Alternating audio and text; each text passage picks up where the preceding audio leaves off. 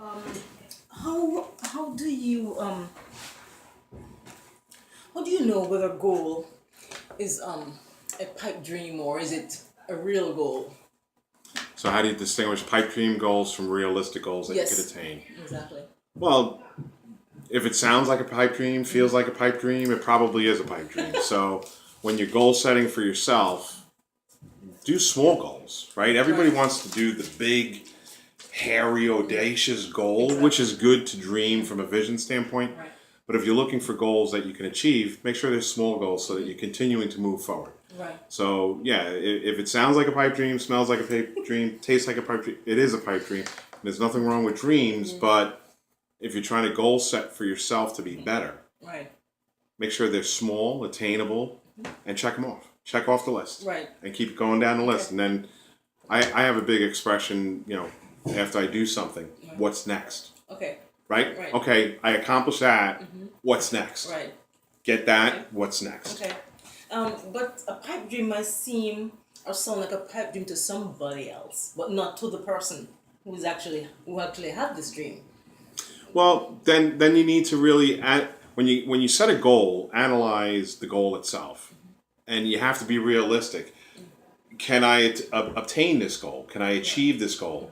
What is it going to take? What's the timeline? What's the resources involved? You know, don't just set a goal. Listen, I would love to be the world's best jazz musician, but I don't have the acumen to perform or play an instrument. Right. So instead, I listen to jazz. So I try to be. You got to be realistic in. That's where self-evaluation is really important. Right.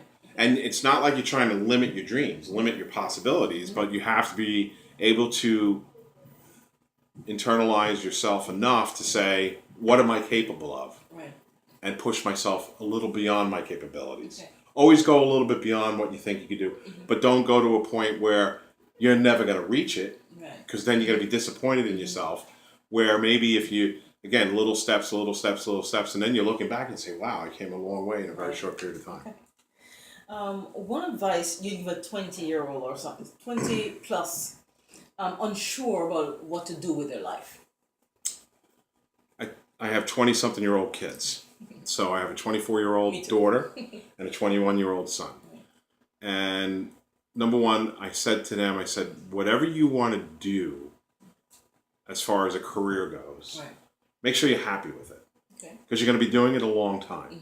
So it doesn't matter necessarily what you want to do as a career. My son's becoming a paramedic. Now he's not going to be rich being a paramedic. Right. But he works 12-hour shifts 3 days in a row and loves it. Because if he loves what he's doing, he's not working a day in his life, as the expression would go. Yeah. My daughter, on the other hand, she's a go-getter. She wants to make some money. She wants to travel the world. She works in the airlines. And she just came back from Paris on business. So be happy with what you do. And again, whatever you decide you're going to do, commit to it 100%. Right. I hate the expression 110%. There's no Right. such thing. But commit to it fully. Right. And commit to excellence. Right. The 20-something-year-old, the advice I would give, I'm 50. So the advice I would give is commit to excellence and master the art of communication. We text, we email, we Snapchat, we Instagram, we Facebook, but it's the face-to-face that is becoming a lost art. Right. And the face-to-face is still so important to succeed in business, no matter what you do, because Right. somebody's going to be supervising you. They're not going to supervise you via text. They're not going to supervise you via Snapchat. Sooner or later, you're going to have to sit down, and even if it's a video chat, you're going to have to know how to communicate. Right. The art of communication is so important. Okay. Is there one habit that you develop that that have contributed to your success in life? When I was younger, I wasn't a very good listener. And there's an age-old expression, you have 2 ears and one mouth, so you Right. should listen twice as much than you speak. Right. When I was younger, my wife would probably still argue to this day, but when I was younger, I would speak more than I would listen. One of the things I've learned, particularly in my role as a school board president at William Floyd, is you have to listen. Right. Because I will listen, especially I will listen more with people that disagree with me, more so than people that agree with me. Okay. And that sounds odd, right? Like somebody has a difference of opinion on a decision that we're going to make, or Right. somebody shares a different view.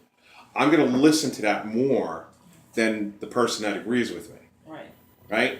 And the reason the thing I've learned from that is that person will help me crystallize my position, meaning, yes, this is my position, and listening to the opposition, I'm more solidified in my position.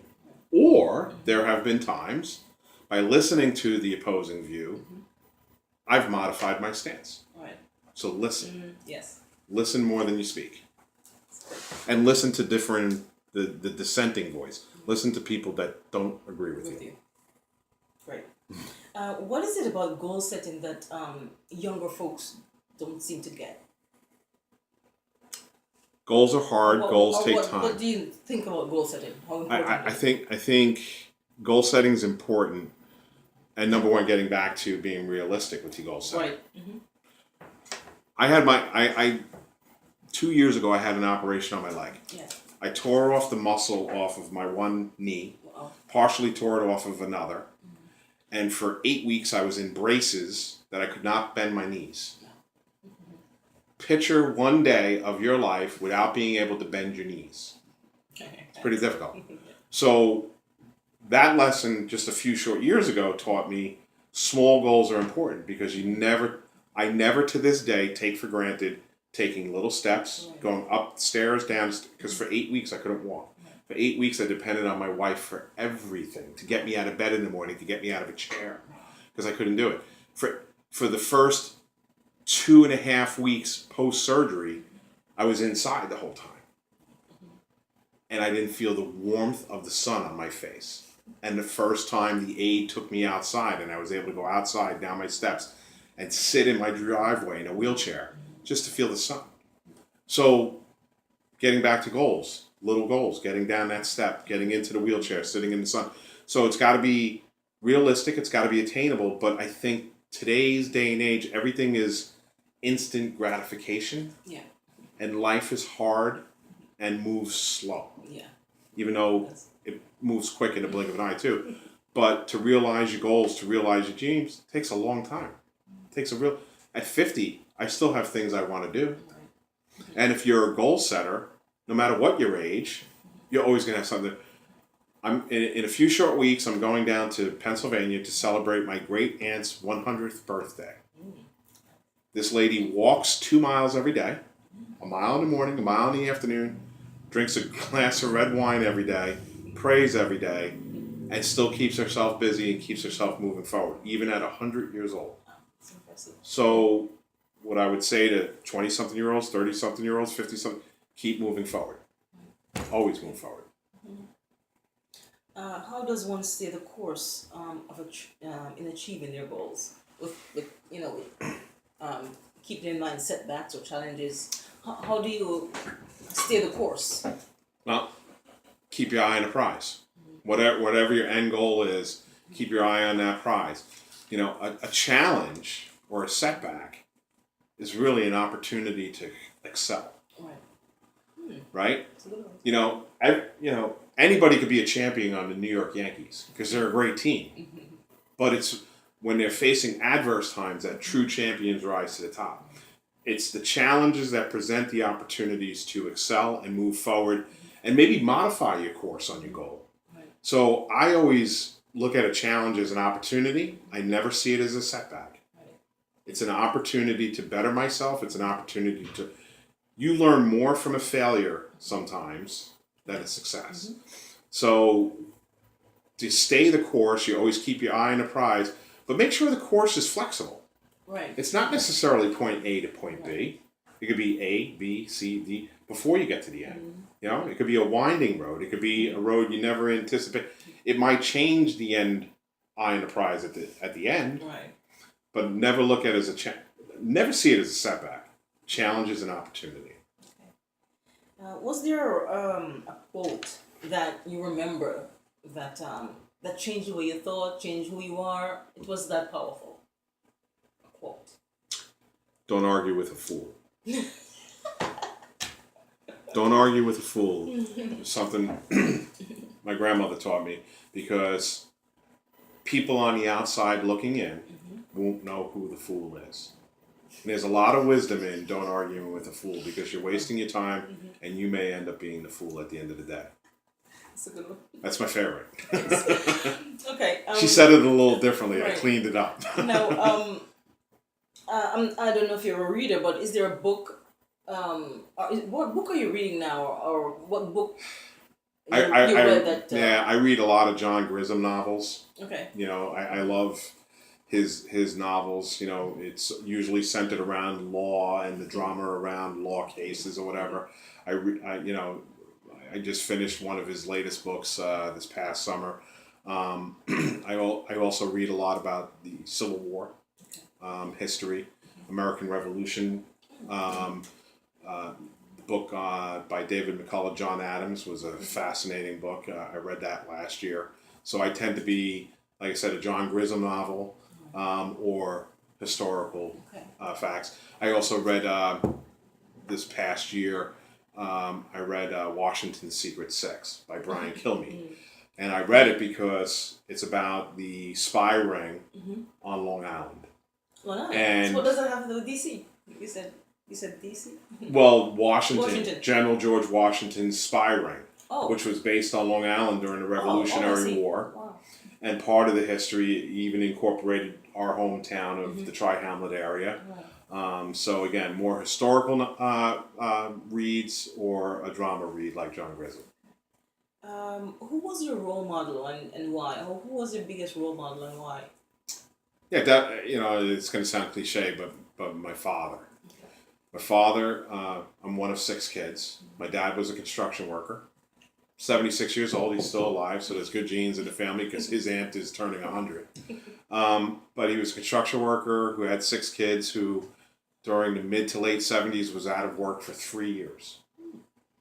So during those 3 years, I was young, but I look back on it now as a grown adult myself and say, wow, my dad didn't work for 3 years. I remember mom going to work, but they obviously had a struggle to keep a roof over our heads, feed 6 kids, clothe 6 kids, back to school supplies for 6 kids. And they always did it in a way that, as a young man, grew up in Long Island? Grew up on Long Island in Center Reach. And, they did it in a way that we never wanted. We weren't without something. We didn't have the best of stuff, and with older brothers, you got used to hand-me-downs, but you just thought that's the way it was, but had a happy existence, happy childhood. But I look back at those times now and said, wow, I don't know how I would have handled that as a grown man with that many mouths to feed and not working for 3 years because the construction industry was on its side during the bad economic times of the 70s. So he's my role model for what he did then and how he carries himself today. And, I know it sounds cliche, but that's it. What is your take on self-confidence? There's a fine line between self-confidence and cocky. It's a very fine line. Right. Self-confident people, they exude the quiet confidence. They don't have to brag about it. Yeah.